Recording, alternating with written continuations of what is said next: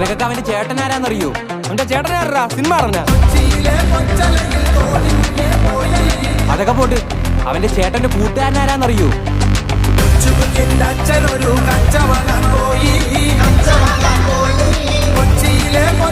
തീർന്നടാ, നീയൊക്കെ തീർന്നു.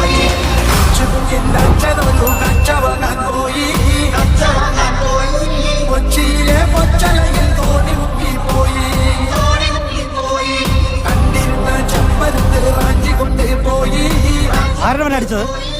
എന്റെ പെങ്ങളെ പറയണ ഇനി അടിക്കും ഞാൻ അവനാ. ആണോടാ?